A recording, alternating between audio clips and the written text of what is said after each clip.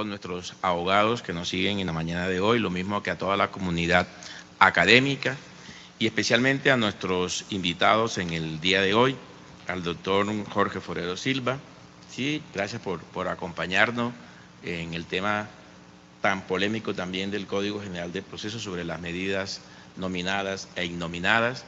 Igualmente a la doctora María Isabel Posada, nuestra procuradora delegada para Asuntos Civiles y Laborales, a la doctora Luz Dari, la secretaria de la Sala Civil, a la doctora Nubia, nuestra relatora, y a todos los que hoy se encuentran en el auditorio participando en este panel sobre medidas cautelares, y hace parte de lo que a principio de año nos habían solicitado todos los magistrados y jueces del país. Estos son una agenda construida en forma colectiva y uno de los temas era el de las medidas y por lo tanto hoy vamos a tocar el tema de las medidas. Entonces, bienvenido doctor Jorge, bienvenida doctora María Isabel a nuestro panel del día de hoy.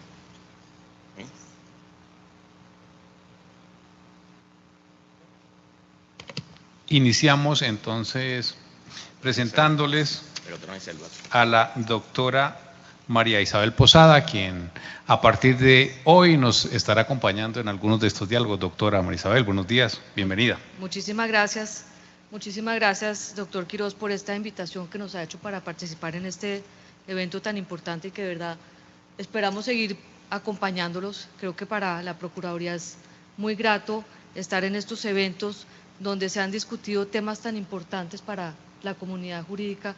Yo saludo muy especialmente a las personas que nos acompañan aquí en el auditorio, a los que están fuera de Bogotá y que nos acompañan vía streaming, a los procuradores judiciales aquí en Bogotá y en todo el país, cuya presencia es tan importante en todos los procesos judiciales. Ojalá pudiéramos contar con un mayor número de procuradores judiciales y que la presencia de todos nosotros en defensa de los derechos constitucionales, de las garantías de los ciudadanos, pues sea. Saludo también muy especialmente al doctor Forero aquí presente. Creo que con todos sus estudios será una jornada muy enriquecedora, así que muchísimas gracias en nombre mío y de todos los funcionarios de la Procuraduría Delegada para Asuntos Civiles y Laborales. Muchas gracias. Muchas gracias, doctora. Damos inicio entonces con un primer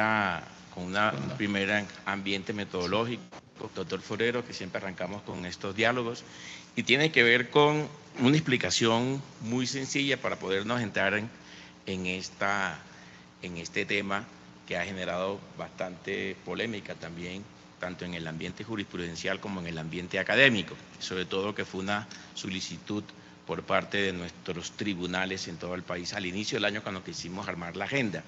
Y quisiera comenzar con una pregunta muy fácil, ¿sí?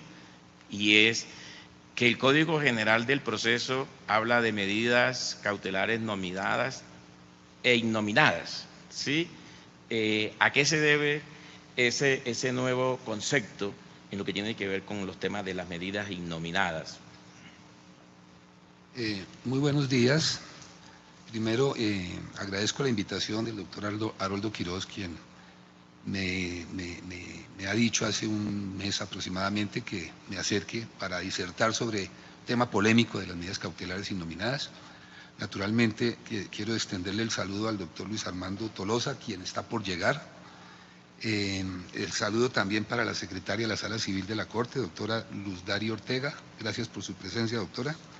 Naturalmente a la doctora María Isabel Posada, aquí presente en representación de la Procuraduría Delegada para Asuntos Civiles y Laborales, y también al doctor Nathan Nessinblatt, Procurador Judicial para Asuntos Civiles. El saludo también para todos los aquí presentes y para todos quienes van a intervenir a través de la videoconferencia, todos los despachos, que serán muy nutridas sus intervenciones. Entrando ya en materia, sí, las medidas cautelares innominadas es uno de los importantes aportes del Código General del Proceso, dándole al juez un poder cautelar, pero con criterios ponderados. Ocurre lo siguiente: este artículo 590 ya va a cumplir 6 años, porque entró en vigencia el 1 de octubre del año 2012. El Código General entró en vigencia en enero de 2016, pero este artículo ya va a cumplir 6 años. Y aún esta institución sigue siendo polémica, no es pacífica en cuanto a la cautela innominada.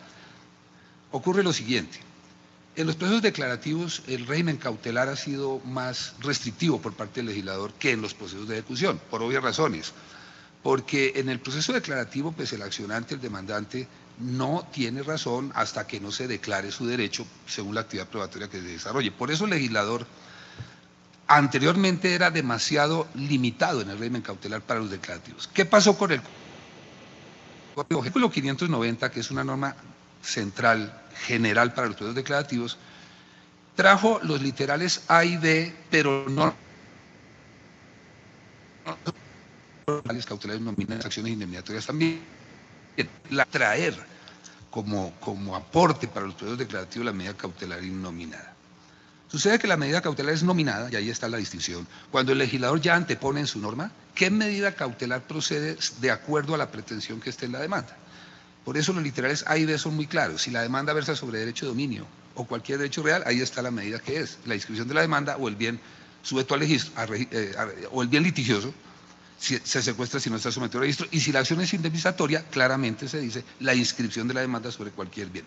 El punto fue la medida innominada, que es el literal C.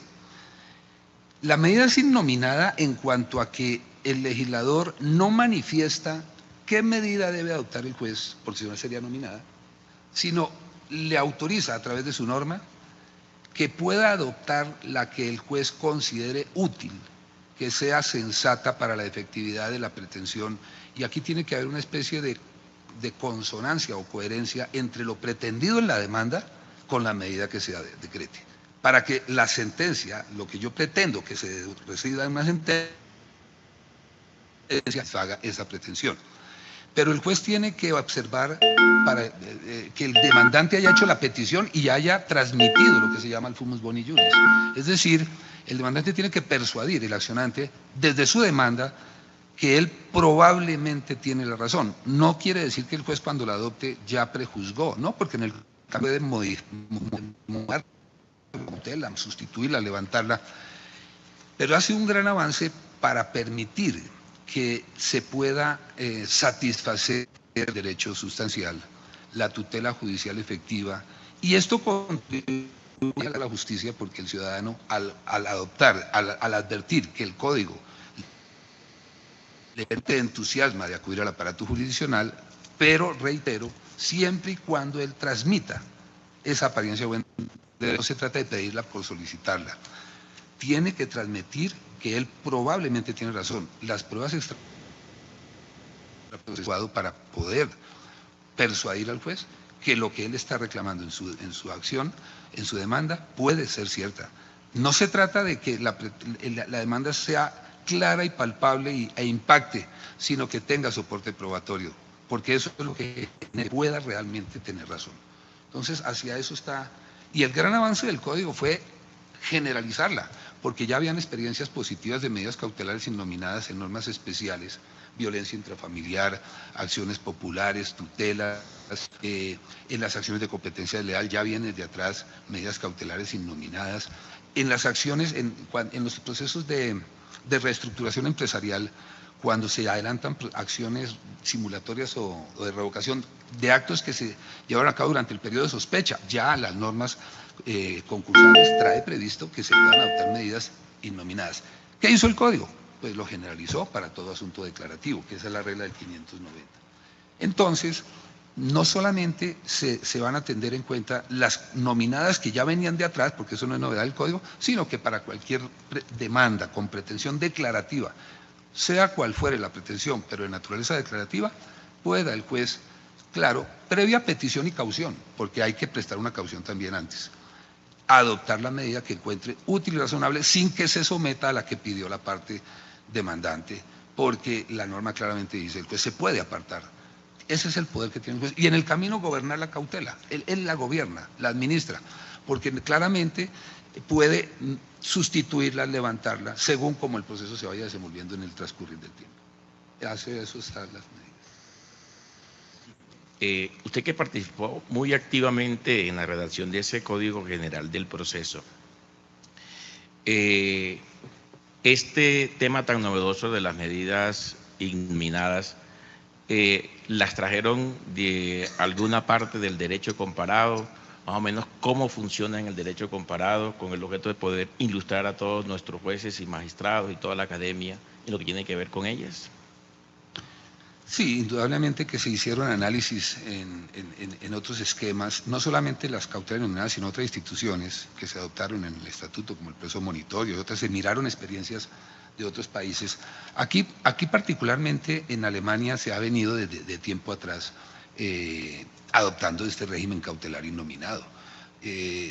Ya se han observado experiencias satisfactorias, solo que nosotros en el estatuto anterior, pues por ser un proceso declarativo, pues el legislador no se atrevía a adoptar cautelas ante la incertidumbre del derecho reclamado, pero también la experiencia señaló que muchas veces el demandante en un proceso declarativo lograba sentencia favorable, pero al momento de la sentencia no podía efectivizarla, materializarla, porque el legislador no le había contemplado un régimen cautelar. Ya venían experiencias positivas.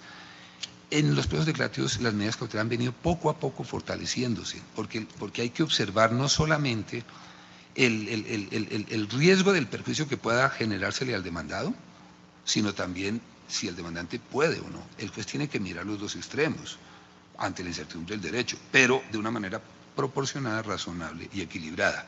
Las experiencias pasadas ya lo habían indicado y esa fue la razón por la que se entrometen a partir de octubre del año 2012 en nuestro sistema procesal, este régimen cautelar. Hay algo importante y es, entonces el Código General trae tanto las medidas nominadas como las innominadas. Esto querría decir entonces que en el desarrollo de los procesos se podría solicitar tanto las nominadas como las innominadas, puede haber una coexistencia en relación con ellas, tal y cual como ustedes lo trabajaron y lo redactaron en el Código General del Proceso. Sí, este es uno de los temas que han generado bastante controversia. Hay un sector que considera que si ya para un asunto declarativo están previstas medidas nominadas, no podrían coexistir innominadas para ese mismo asunto. Hay otro sector, y yo estoy en el segundo sector, en donde sí es viable que se puedan conectar nominadas con innominadas. Es que el estatuto procesal por ninguna parte está prohibiendo que eso pueda ser posible. No existe norma que lo impida. Al no existir norma que lo impida, es claro que siendo una pretensión de carácter declarativa pueda coexistir la nominada con innominada. Muchas veces la medida nominada puede resultar insuficiente al reclamo que hay a la pretensión. En cambio, al nutrirle una medida innominada, podemos garantizar la efectividad de la decisión. Voy a plantear un ejemplo para entenderlo bien. Me parece ilustrativo este caso. Si un inmueble ha sido totalmente destruido por la construcción colindante, que hay que desocuparlo, pues obvio que tenemos la medida nominada, que es inscribir demandas sobre algún bien de la constructora que me va a organizar los perjuicios, por el literal B. Pero, ¿qué sucede con el ciudadano que tuvo que desalojar ese inmueble? Va a tener que esperar hasta la sentencia, cuando condenen, para poder nuevamente vivir en condiciones normales con su núcleo familiar. Es posible que un juez adopte esta cautela, garanticémosle su status quo, mientras llega la decisión definitiva que la constructora le ubique en algún lugar. Claro, a sabiendas de que ha sido por la negligencia de la construcción que él tenga que abandonar el inmueble. Creo que esas medidas perfectamente coexisten. No obstante que la segunda medida, la innominada, no procura beneficios económicos, pero sí garantizar un status quo de la persona. Entonces, me voy un poquito más allá. La ley prevé que el sujeto pasivo pueda ofrecer una caución para levantar la cautela innominada, y claramente el inciso final del literal se dice: mientras la pretensión sea de carácter pecuniario lo puede hacer, la aseguradora responderá luego. Pero cuando la pretensión no es pecuniaria, como este caso, o cuando va dirigida a anticipar materialmente el fallo, como otros eventos, eventualmente podríamos pensar, ahí no hay posibilidad de prestar caución porque entonces se pierde la esencia de la cautela que se había adoptado. En mi opinión, perfectamente son viables que coexistan una con otras. De darle participación a los diferentes tribunales, sí, nos podemos conectar con algunos de ellos y luego miramos acá al público también quien quiere participar. Sí, señor presidente. Vamos, después de esta introducción del doctor Haroldo, del doctor Forero, donde vemos el papel tan importante que va a tener el juez al decretar este tipo de medidas, la creatividad que va a tener el juez y la importancia de las decisiones que tome el juez en esta materia, sobre todo en las medidas cautelares y nominadas que no contempla el legislador.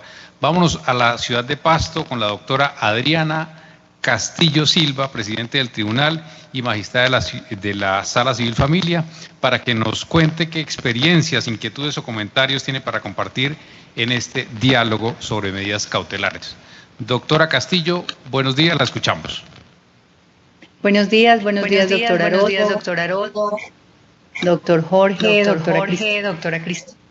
Y a los demás compañeros de los otros tribunales, así como al público que está allí en la corte.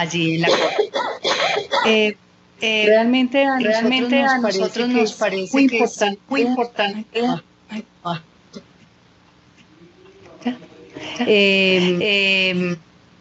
El tema de las medidas cautelares nominadas, entre otras cosas porque eso en la democracia y el sistema de justicia nos permite a los jueces, digamos, adoptar unas medidas que son muy importantes. Perdón, es que se escucha el retorno. Sí, escuchamos, doctora. Adoptar unas medidas que son importantes para las partes del proceso. Específicamente para que el denunciante tenga una posibilidad mayor de hacer efectivo su derecho. Y por supuesto ello implica una confianza grande en el juez, en que pueda tomar de manera ponderada, prudente, las medidas que pertinentes para ese efecto. Sin embargo, consultando con algunos jueces de este distrito, algunos jueces amigos de Bogotá también, lo que entendemos es mayor sintonía de los abogados litigantes con este tema. Aquí en el Distrito Judicial de Pasto, por ejemplo, no se han solicitado en la mayoría de los casos este tipo de medidas, o si se han solicitado, que me parece una medida prudente de los jueces, es que le han pedido a los litigantes que especifiquen las razones por las cuales consideran que esa medida es necesaria, prudente, para poder el juez ponderar si hay lugar a ello y determinar también la caución. Pero en definitiva, lo que ha pasado acá en este distrito judicial, según el sondeo pues que pudimos hacer en relación con el tema, es que no ha habido ese tipo de solicitudes, y en algunos casos puntuales que han pedido esas medidas innominadas, los jueces no las han otorgado en razón de que no han cumplido los litigantes con la carga argumentativa que les corresponde para explicarle al juez las razones de la medida, su alcance y de qué manera se garantizaría el derecho en caso de que resultara pues avante la pretensión. Entonces, pues, siendo una medida tan importante, tan amplia, que permite moverse al juez en un campo muy destacado de la pretensión, que es esa medida cautelar, pues no, aquí en Pasto no se ha logrado, y creo que, pues no sé, en Bogotá, con las personas que pude hablar, tampoco ellos han tampoco se ha visto la importancia del tema a ese nivel. O también escuché comentarios de otros jueces que decían que eso les había traído, digamos, algunos inconvenientes y estaban investigados disciplinariamente, ¿no? Entonces también por eso es la importancia de la carga argumentativa para que se explique al juez y él pueda ponderar si en realidad le sirve o no esta medida al demandante. Y luego de esta intervención quiero manifestar que acá estamos también en compañía de mis compañeros magistrados de la Sala Civil y compañeros y compañeras jueces y juezas de distrito. Muchas gracias por la oportunidad de intervenir y que tengan un feliz día. Gracias, doctora Adriana. Doctor Forero, ¿qué tenemos para responderle al Tribunal Superior de Pasto?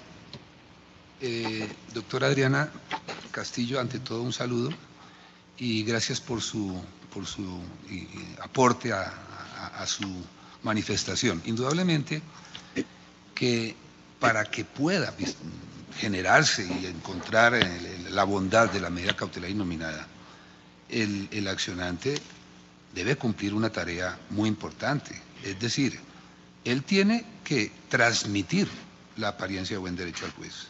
No es presentar una demanda y pedirla, a ver qué dice el juez, porque él tiene que cumplir una tarea.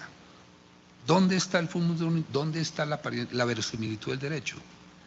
Eso lo debe hacer el demandante, persuadir, convencer al juez de que puede tener razón. No es que tenga la razón porque el juez no prejuzga. Probablemente pueda tener razón, pero tiene que hacer su esfuerzo. Ahora, si el demandante no hace petición, pues naturalmente esto no va a tener eco, porque parte del supuesto de que el juez se entromete a decretar una cautela que puede ser la peticionada u otra previa caución, porque hay que ordenar la caución en todo caso, siempre y cuando haya habido petición. Esto es rogado, tiene que haber hecho una solicitud y además de la solicitud transmitirle, hacer su esfuerzo, incluso como lo dije hace un rato, con material probatorio, porque es que yo debo tener ya el soporte y los hechos que yo estoy planteando en mi demanda, yo estoy narrando en la demanda, ya deben tener el soporte probatorio y por eso decía hace un rato, la prueba extraprocesal, la prueba anticipada es un instrumento muy útil para poder persuadir al juez de que lo que él dice probablemente sea cierto. Claro que sí, doctora, mientras no haya habido peticiones, pues no se puede entrar a tomar decisiones porque además se exige la caución previamente. Petición y caución son dos digamos, labores que debe hacer el accionante. Pida una cautela y en la medida en que sea accedida, con el esfuerzo que hemos transmitido, preste también la caución para que luego procedamos a decretar la que se considere. Hay que confiar en el juez. Es cierto, se le da al juez poderes, por eso se necesita un juez ponderado, estudioso, que pueda adoptar la cautela sin descuidar los dos extremos de la litis. Ahí está su ponderación. Ahora, que si un juez va a acceder a una cautela e inmediatamente le van a generar un proceso disciplinario o lo van a investigar, pues hasta dónde ese disciplinario pueda tener eco, si los instrumentos los tiene el juez. De allí que se necesita un juez con toda la tranquilidad de que la esté adoptando. Pero mientras no haya petición, doctora Adriana, pues comparto que no puede haber evolución sobre el tema, porque se requiere en todo caso esa solicitud. Muchas gracias, doctor Jorge Forero. Les recordamos que el doctor Jorge Forero es autor del libro Medidas cautelares en el Código General del Proceso. Ahora nos vamos al norte del país, al Tribunal Superior de Riohacha. Allí le damos la bienvenida al doctor Carlos Villamizar, presidente del Tribunal Superior, así como a la doctora Paulina Cabello Campo, presidenta de la Sala Civil Familia Laboral, y al doctor John Rusber Noreña, vicepresidente de la Sala Civil Familia Laboral. Riohacha, adelante, los escuchamos. Muy buenos días para todos. Pues básicamente las inquietudes que tenemos, o al menos de la exploración del material que pudimos examinar, es que hubo un cambio fundamental en el principio de legalidad, en tanto que las medidas típicas que llaman o nominadas era la tendencia que tenía Colombia y pasamos a unas medidas que no están nominadas lo cual le deja a veces un margen de maniobra al juez, que pudiéramos decir que en algunos casos puede rayar con la discrecionalidad. Pero igual a mí me parece, y la pregunta para la mesa es esta, ¿no sería más aconsejable decretar la medida innominada en la medida que ya haya contestación de la demanda, en virtud a que ahí ya queda más configurado la apariencia de buen derecho, que es lo que exige la norma, porque con la sola versión del demandante, pues básicamente sin haber escuchado al demandado, sin que el demandado se haya pronunciado, me parecería que sería aconsejable. Eso no está definido en la ley, pero pensaría yo que sería un buen mecanismo para valorar con unos elementos de prueba y con una posición ya mucho más certera de la apariencia de buen derecho, que en última instancia es el que define la medida cautelar. Esa es como la inquietud que tengo frente al tema. Me llamó también la atención como ya ha sido demandada por los ciudadanos medidas cautelares similares en los derechos de autor. También se había demandado, la Corte Constitucional tuvo la posición según la cual solamente podían ser las medidas cautelares señaladas en la ley, una sentencia de 2009 ponencia del doctor Wilson Pinilla, y la última que se presentó realmente no le vimos éxito. También ha habido otras sobre las medidas cautelares en procesos arbitrarios, que también existía, pero lo que yo veo es que la Corte Constitucional tenía inicialmente una posición y que ahorita el Código General del Proceso pues implicaría una nueva revisión constitucional del punto, por la discrecionalidad, digo yo otra vez, el tema del principio de legalidad, que es lo que prima frente a las medidas típicas o nominadas. No sé si mis compañeros quieran hacer alguna intervención. No. Es como las apreciaciones que tenemos desde Riohacha. Buenos días.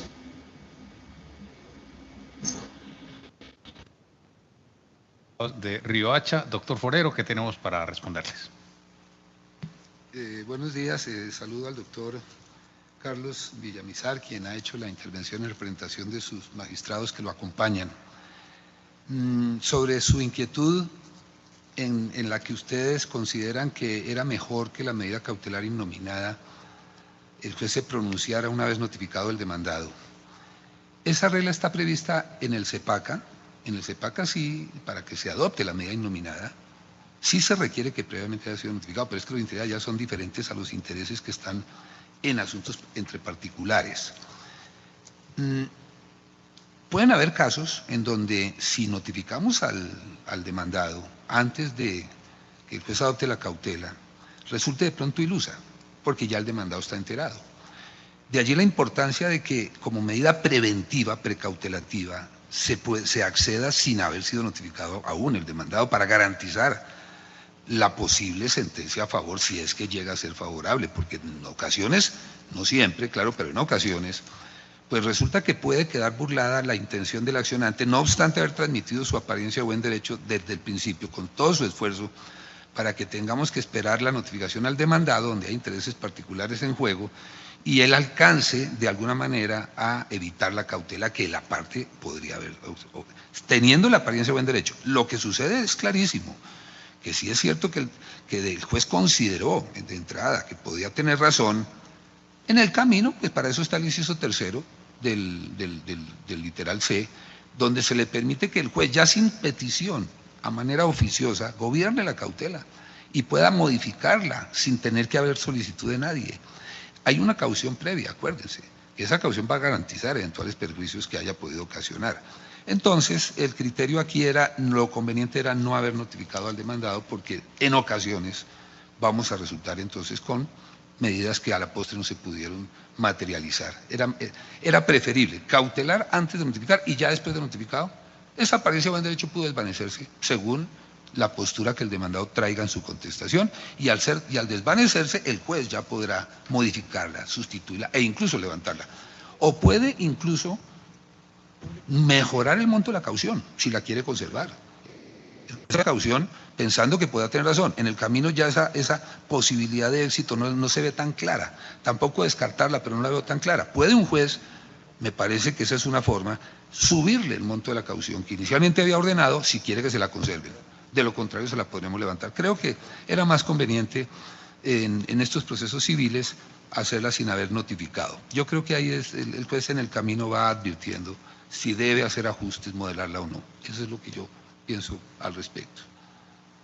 Muchas gracias, doctor Forero. Vamos ahora, mientras le damos la oportunidad a quienes nos acompañan en estudio, al público, vamos a Sincelejo con la doctora María Raquel Rodelo Navarro, magistrada de la Sala Civil Familia Laboral. En Sincelejo también se encuentra la señora presidente de la Sala, la doctora Elvia Marina Acevedo Gómez. Sincelejo, los escuchamos. Buenos días. Señor. ¿Tenemos a Sincelejo?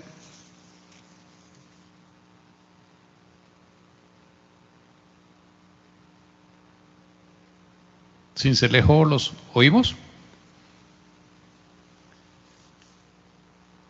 Ingeniero, tenemos contacto entonces con la Procuraduría 13 Judicial para Asuntos Civiles de Barranquilla, con el doctor Adolfo Javier Urquizo Ocio.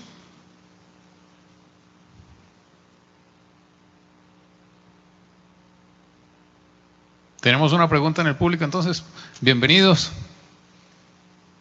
Aquí en el atril, por favor. Entonces tenemos inquietudes desde aquí del público. Doctor, buenos días. Se presenta y bienvenido. Bueno, muchas gracias. Mi nombre es Joalbert Rojas, yo soy procurador 8 Judicial Civil de Bogotá. La pregunta tiene que ver y tiene relación con la apariencia de buen derecho y de cómo evitar que se sienta como prejuzgamiento y que recusen al juez cuando se hace una evaluación de una medida cautelar. Eso es todo, gracias. Doctor Forero. Gracias, doctor Rojas, por su pregunta. En realidad, el juez no está prejuzgando. Es decir, la norma es muy clara en su inciso tercero.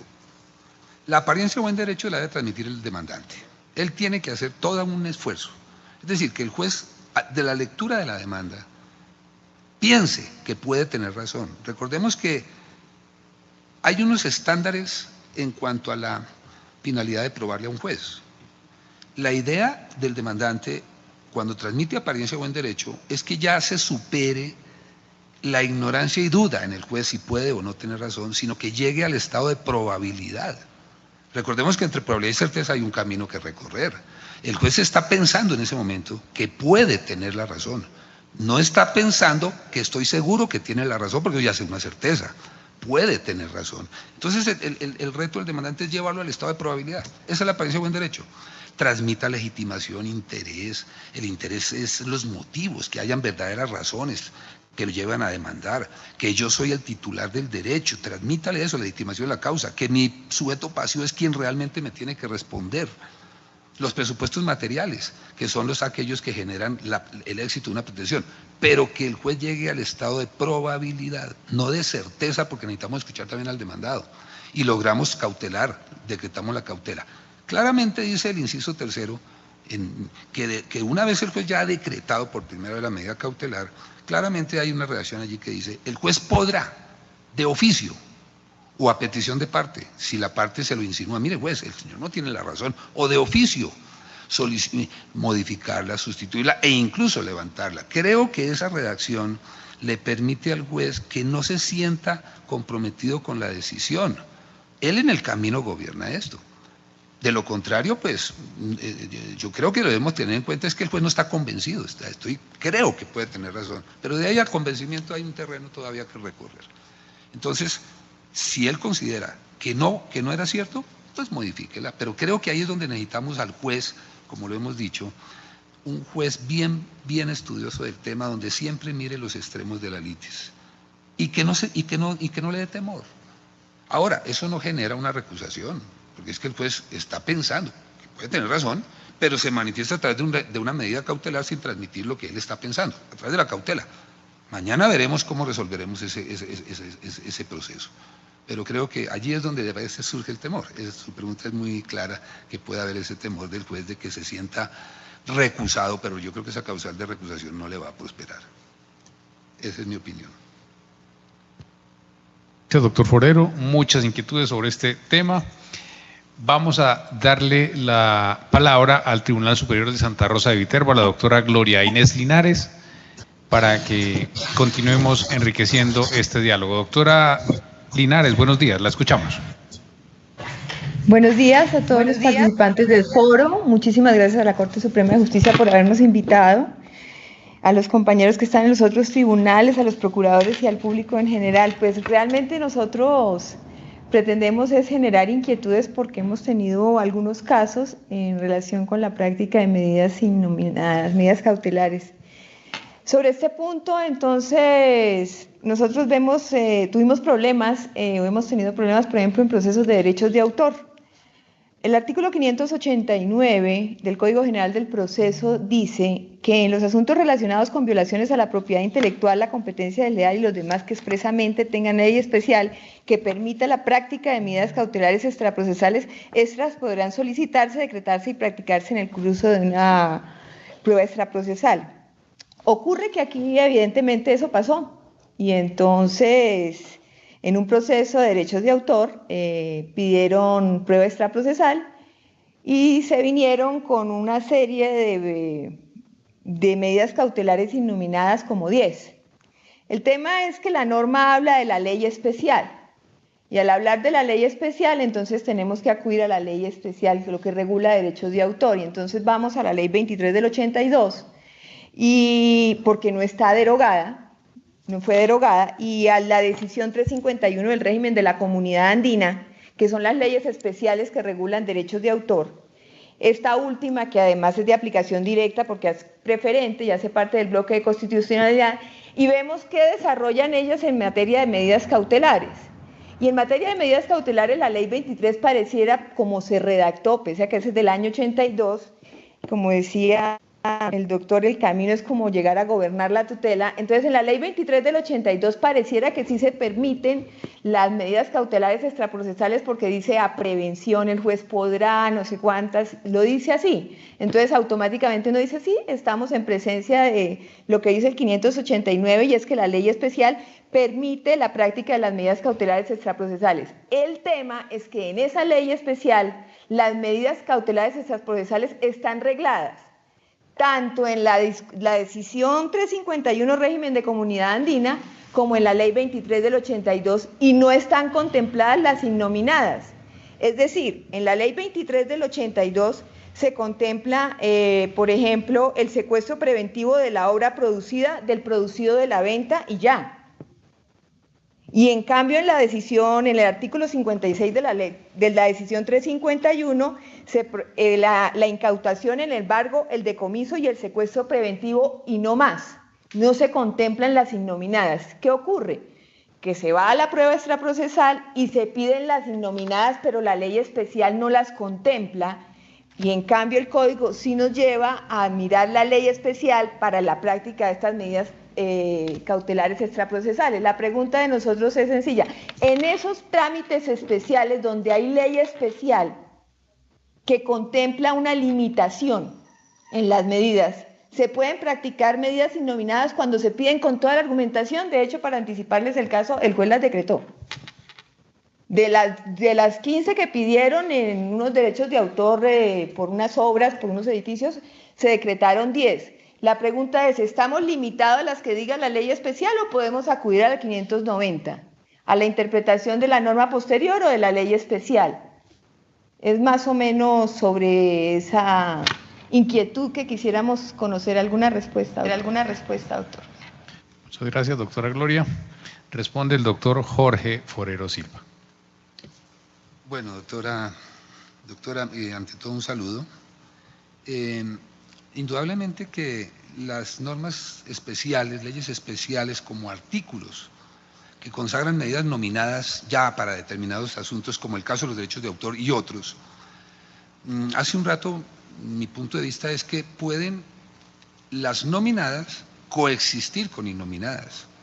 Es decir, lo que sucede es que el 590 es una regla general que se aplicará para todo proceso declarativo, y mi punto de vista es, claro, en aquellos procesos declarativos donde no existan posibilidades de cautelas nominadas, porque hay varios, pues tenemos las medidas innominadas, pero en aquellos donde hay medidas nominadas, como el caso de los derechos de autor, se puede extender. Eso, es que son normas que se complementan, no quiere decir que esta es especial, entonces por ser especial no le vamos a aplicar la regla general, que el Código General es una norma posterior y que esta es especial. No, a mí me parece que se están complementando los dos artículos. Podemos decretar medidas nominadas, como están allá regladas y ya tasadas, pero le podemos agregar también medidas innominadas. Al fin y al cabo es un proceso de naturaleza declarativa, y en ese evento podrá perfectamente extenderse a otras. A mí me parece que la experiencia de que se hayan decretado, como usted lo acaba de decir, yo comparto que eso sea viable. Ese artículo que usted cita, el artículo 589, se complementa naturalmente con el 23, inciso final, que es el fuero de atracción. Son dos normas que se están complementando, porque al practicarse una prueba extraprocesal, una prueba anticipada, y se permite que para determinado asunto puedan haber medidas cautelares antes de un proceso judicial, que eso es lo que dice el 489, pues el juez, el funcionario a su criterio decretará, bien sea una de las nominadas o alguna que considere interesante por bien nominada, pero le ordena la caución. O sea, decreta la medida y le ordena una caución, porque la norma, el artículo, una caución que tiene que presentar en el término que tiene que presentar la demanda, y el 23 dice que la demanda debe presentarse en los 20 días o pena de unas multas bien fuertes, porque ahí hay una... Es decir, este es un caso donde se decreta para luego prestar la caución. Entonces hay que complementarlo con la otra norma. Considero que en aquellos casos donde hayan normas con medidas cautelares nominadas, perfectamente podemos coexistir, complementarlas con innominadas. La norma especial se integra con el 590, que es una regla general. Ese es mi punto de vista, bastante inquietud. ¿Hasta dónde el despacho judicial decrete por vía innominada un embargo o un secuestro, e incluso agreguemos una inscripción de demanda? Pues en los ejecutivos tenemos embargo y secuestro, pero no dejemos de lado también la inscripción, aquellas que son medidas que usualmente son más drásticas, el embargo y secuestro. Considero que si esa es la medida apropiada para un caso concreto, me parece que habría que decretarla. Se dice que el embargo o el secuestro o la inscripción, según el caso, es innominada en cuanto a que para el caso particular, la pretensión que está en la demanda, la ley no se manifiesta para ella. Ahí es donde el juez puede adoptar la que él considere, y tal vez esa pueda ser la medida apropiada. Lógico, reitero, excúseme que insista en lo mismo, siempre que el demandante le transmita que él pueda tener razón. No se trata de que el juez practique medidas cautelares en un declarativo como si fuera un ejecutivo. No, de lo contrario no se las vamos a decretar. Pero perfectamente podrían, yo soy de esa opinión. Pensemos este caso. Si un poseedor de buena fe que estuvo en el predio entrega el mismo a su propietario, pero le hizo mejoras. Acuérdense que las mejoras se le reconocen al poseedor de buena fe. Y por algún motivo entregó el predio, él puede reclamar sus mejoras. Y resulta que estamos hablando de una pretensión pecuniaria, el tema de las mejoras. Uno diría, bueno, pero es que el literal B del 590 trae una medida para... Pero es que el literal B se limitó, fue únicamente para pretensiones indemnizatorias. Y tenemos mejoras, tenemos frutos, conceptos dinerarios, en donde solamente dice, si se trata de perjuicios derivados de responsabilidad civil contractual, podrá pedir una inscripción de demanda desde el principio, y después de la sentencia puede cautelar embargos y secuestros si es favorable. Pensemos casos como esos. Yo no veo una norma que en el tema de las mejoras me permita una cautela desde la presentación de la demanda nominada, pero tal vez una de estas medidas pueda ser la medida sensata para garantizar que los dineros producto de las mejoras que van a ser seguramente determinados, o puede que no, en sentencia, se puedan satisfacer. Y creo que esa pueda ser una medida que resulte apropiada para el caso en particular. Reitero, bajo la condición de que el demandante siempre le transmita esa apariencia, de lo contrario, pues no tiene por qué decretarla como si fuera un proceso ejecutivo. Creo que en ocasiones esa medida pueda ser la que resulte apropiada. Esa es mi opinión. Muchas gracias, doctor Forero, y gracias al doctor Urquijo por la inquietud. Para cerrar esta ronda por el país, vamos a la Municipal de Valledupar con la doctora Azalia Angarita Redondo. Doctora Angarita, la escuchamos. Muy buenas tardes. Muy buenas tardes a todos los presentes. Desde Valledupar les mandamos un cordial saludo. La inquietud que tengo básicamente es la siguiente. El artículo 598 del Código General del Proceso prevé las medidas cautelares en los procesos de familia. ¿Se me escucha? ¿Se me escucha? Adelante, le escuchamos. ¿Se me escucha? El artículo 598. Sí, señora, le escuchamos. El artículo 598 del Código General del Proceso prevé las medidas cautelares en los procesos de familia. Usualmente se ve lo siguiente: en los juzgados de familia se presentan demandas de declaratoria de unión marital de hecho solamente con la pretensión de la declaratoria de la unión marital de hecho, y algunas que van acompañadas con la declaratoria de la unión marital de hecho y con la consecuente disolución y liquidación de la sociedad patrimonial que se conforma con ocasión a la unión marital de hecho. Frecuentemente en la práctica veo que solicitan como medida cautelar en la mera declaratoria de la unión marital de hecho que se decrete el embargo y secuestro de los bienes que estén en cabeza pues del compañero permanente. La piden a la luz del 598. Si leemos la norma del 598, no prevé esa medida cautelar de embargo y secuestro para los bienes cuando estamos frente a la pretensión nada más de unión marital de hecho. Entonces, usualmente veo en la práctica, acá en el Distrito Judicial de Valledupar, que los abogados, por la vía del 590, el solicitar medidas innominadas, piden el embargo y secuestro como medida innominada en el proceso declaratorio, la mera declaratoria de unión marital de hecho.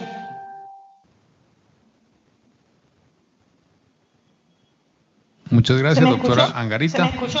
Sí, señora, le escuchamos. Muchas gracias. Sus inquietudes van a ser resueltas por el doctor Jorge Forero, nuestro experto invitado. Doctora, muchas gracias, doctora Angarita, por su pregunta. Sí, esto ha generado inquietudes. Incluso hay un fallo de tutela de la Corte de este año,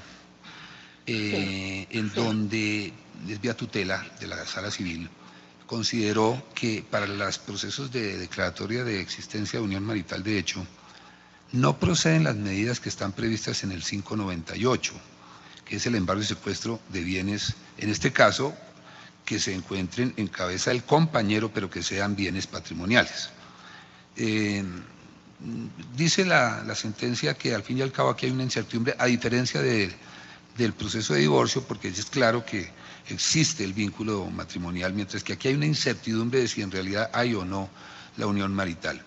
Sin embargo, leyendo el artículo 598, ahí hay unas frases que dan a entender que eventualmente podrían existir medidas para estos procesos de embargo y secuestro, porque, escúchame, leo textualmente el numeral tercero. Recordemos que en estos procesos de familia, las medidas se conservan para luego el proceso liquidatorio, es decir, no se levantan. Una vez dictada la sentencia, si en 2 meses no se inicia el liquidatorio, serán levantadas. Entonces, mire lo que dice el numeral tercero. Las anteriores medidas se mantendrán hasta la ejecutoria de la sentencia. En este caso diríamos la que declaró la existencia o la que decretó el divorcio.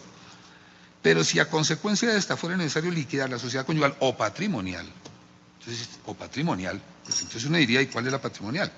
Pues cuando estuvimos en un proceso de declaratoria de existencia de unión marital o patrimonial, se continuarán vigentes para dicho proceso.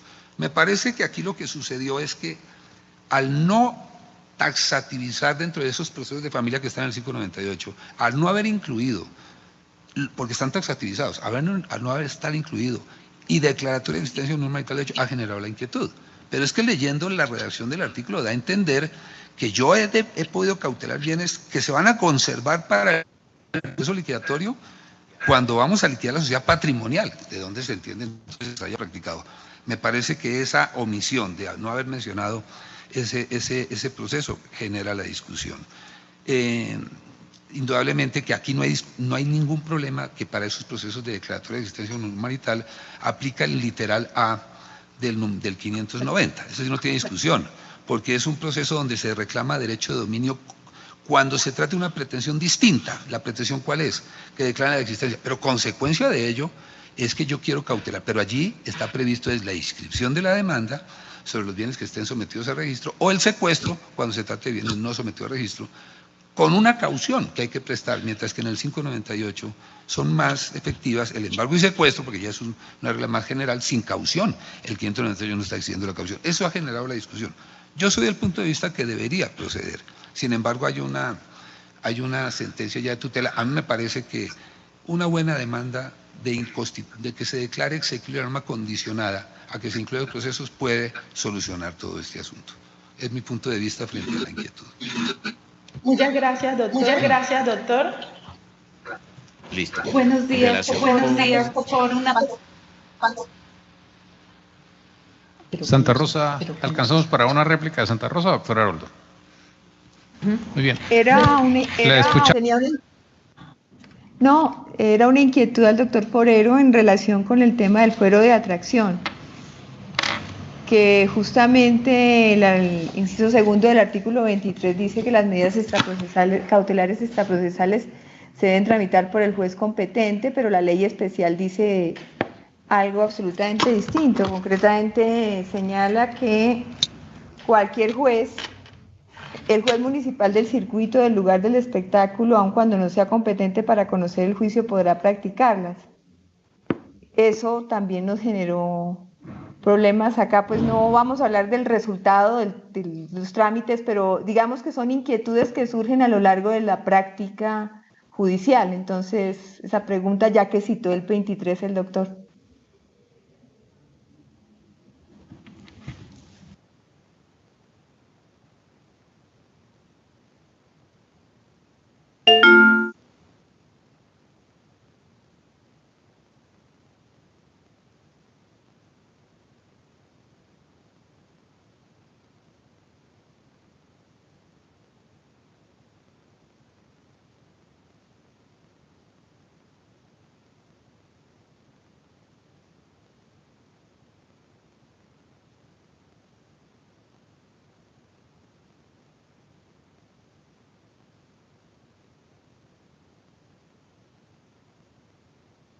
Decir? No. ¿Ya? ¿Aló? No. Correspondiente, sé que somos objeto de una gran discusión a raíz de esa sentencia en la parte académica, en lo que tenía que ver pues con la decisión correspondiente, pero fue a partir pues de esa decisión de que apenas estaban en los aspectos de una expectativa en relación pues con la posibilidad de esa existencia de la unión marital y como consecuencia la existencia, por supuesto, también de la sociedad patrimonial de hecho. Doctor Haroldo, mientras tanto, ya para terminar, doctor Haroldo, por favor, agradecemos a quienes participamos desde los tribunales, a quienes estuvieron aquí en el estudio. Les anunciamos que nuestro próximo diálogo con la justicia será el martes 9 de octubre con el tema Reforma y adición al Código Civil en materia sucesoral, diálogo en el que esperamos contar con la presencia del señor expresidente de la Corte Suprema de Justicia y hoy con juez de la Sala de Casación Civil, doctor Pedro Lafón Pianeta, una persona muy conocida, reconocida y conocida por todos ustedes. Así que agradecemos su presencia en este diálogo, señor presidente. Entonces, le damos las gracias pues al doctor Jorge Forero. Sé que lo sustraímos de su viaje porque va saliendo ahorita para Cali, para el encuentro del Instituto de Derecho Procesal. Creo que se resolvieron algunas inquietudes por parte de nuestros jueces, magistrados que estuvieron participando en el día de hoy en este programa. El programa se hace de esta forma, no imponemos posiciones por parte de nosotros los magistrados, porque nos van a llegar de todas maneras los estudios respectivos y tenemos que direccionar a raíz de una construcción colectiva que se hace a partir de los diferentes criterios que se tienen, no solamente de los que participan en el programa, sino también de todos nuestros jueces y magistrados del país, porque el magistrado construye su proceso a raíz de cada una de las intervenciones que hacen los diferentes abogados cada vez que responden, ¿sí?, o presentan sus demandas o sus alegatos desde ese punto de vista. Sí, había una inquietud aquí por uno de nuestros asistentes. La última pregunta en relación con ello.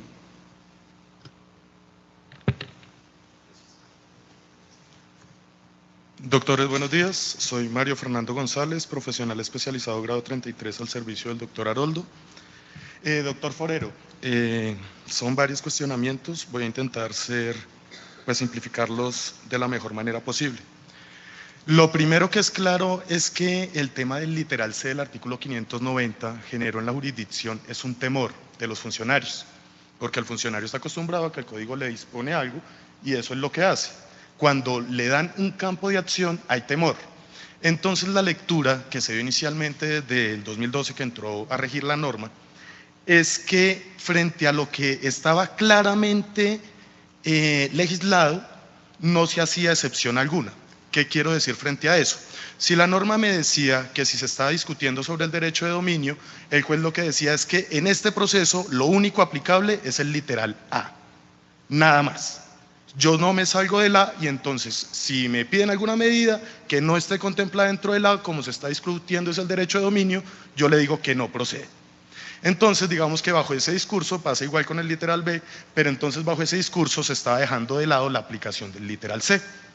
De lo que usted ha expuesto, yo asumo que eso está mal hecho y que el literal C es dable aplicarlo en todo tipo de procesos. Es mi percepción hasta el momento. Ese sería el primer punto que me gustaría que me aclarara. El segundo aspecto es que hay temas que, vuelvo por lo mismo de lo que está reglamentado, y es que, por ejemplo, el literal A establece que el secuestro es dable una vez se obtenga sentencia favorable de primera instancia. Antes no. Entonces, eso quiere decir que en los procesos donde se discute el derecho de dominio, si aplicara la taxatividad de la norma, sin considerar la medida innominada del literal C, yo no podría pedir el secuestro de entrada. Porque la norma establece que usted debe pedir inscripción de la demanda y obtener sentencia favorable de primera instancia. Tuvimos un caso donde por vía de acción contra el testamento se pedía su reforma porque el padre en vida, cuando hizo el testamento, repartió todos los bienes y dejó por fuera a la hija única que estaba llamada a heredar. Entonces, en este caso, ella cuando demandó la reforma al testamento, después de que todo estaba repartido, pidió la inscripción de la demanda sobre todos los inmuebles. Pero además de ello, pidió el secuestro de los frutos, que obviamente producían esos inmuebles. La medida se le negó. ¿Cuál fue la tesis para negarla? Vea, en este caso se aplica el literal A, y el literal A contempla solo inscripción y usted puede secuestrar, pero si obtiene sentencia favorable de primera instancia. Antes no. Ella abogaba por aplicación del literal C. Entonces, ¿hasta dónde se pueden dar esas misturas? Tiene mucha relación con lo que le dije inicialmente. La segunda ya concreta es es frente al pedir esa apariencia de buen derecho que hay que llevarle al juez. Entonces, en casos, usted plantea un ejemplo muy interesante respecto a que pide las mejoras. Entonces, esto no está en el A, no está en el B, entonces queda el C. Resulta que hay asuntos también, por ejemplo, donde se demanda por vía declarativa el cobro excesivo de intereses. Y eso tiene, digamos que unas pretensiones consecuenciales donde viene que se le obliga a pagar los doblados, que me devuelva tanto y demás. La interpretación que algunas veces se ha dado es que eso es una indemnización de perjuicios y entonces aplican el B. Pero realmente ese caso vendría a ser igual que el de las mejoras que plantea el doctor. Acá hay unas pretensiones dinerarias que no necesariamente son una indemnización de perjuicios.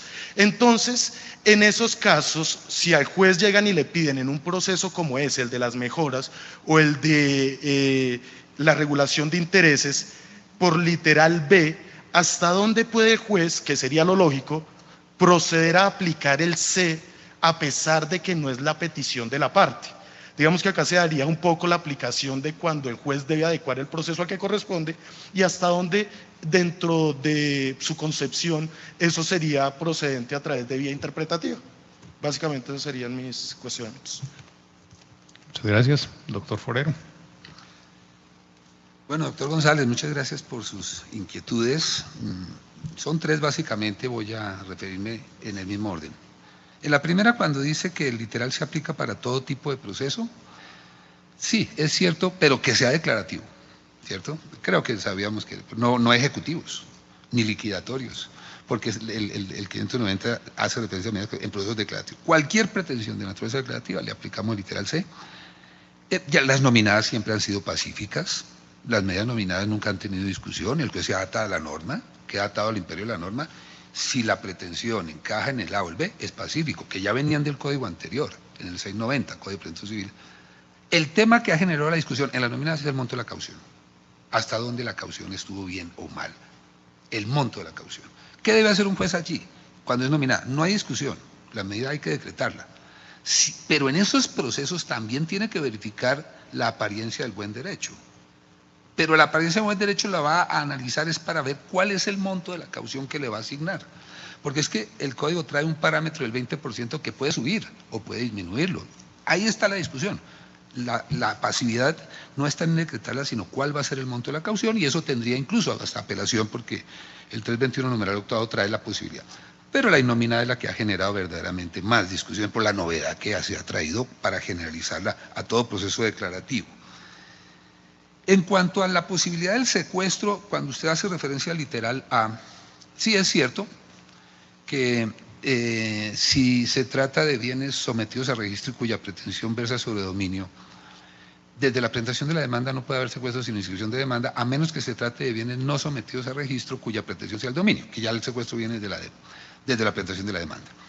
En aquellos que están sometidos a registro, por vía nominada, está claro que la oportunidad, por vía nominada, la oportunidad es después de la sentencia, que sea favorable y apelada, a pesar de que la norma le dice tiene que estar apelada, porque de lo contrario, entréguenme en el inmueble.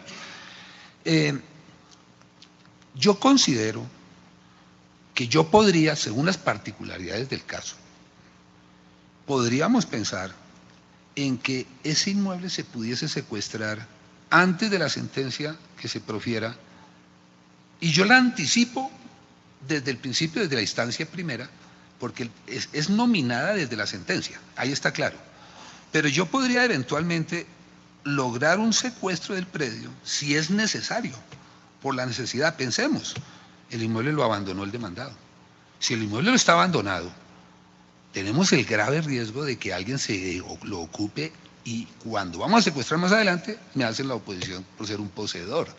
Me parece que en casos como esos es viable anticiparla, pero siempre y cuando transmita la necesidad. Me parece que podríamos pensar, nominada si va desde la sentencia. En cuanto a la regulación de intereses, doctor, la tercera inquietud, yo pienso que eso se está manejando más por la vía del proceso ejecutivo. Yo veo aquí en el artículo 425 del Código General, pues el tema de regulación, pérdida de intereses, y eso se discute en los procesos de ejecución. Entonces, al ser procesos ejecutivos, pues estamos desconectándonos del 590. El 590 se predica es para los asuntos declarativos, porque el 425 se ocupa de esa inquietud. Regulación, pérdida de intereses, eso es propio de los procesos de ejecución. Entonces, creo que ahí nos desconectamos, mi punto de vista, nos desconectamos porque el 590 se predica es para los asuntos declarativos. Pienso yo que miraríamos más visos de ejecución que de procesos declarativos.